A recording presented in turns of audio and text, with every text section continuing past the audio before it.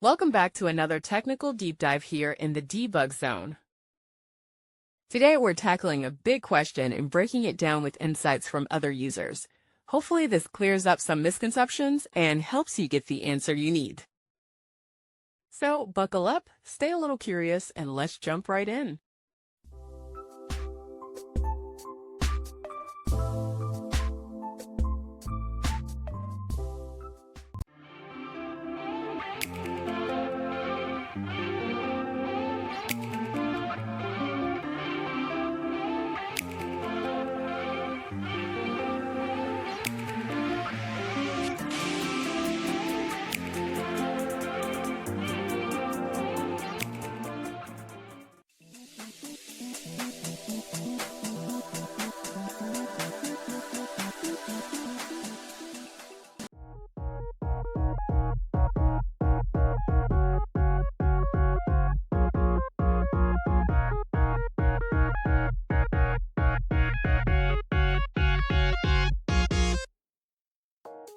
And that's a wrap.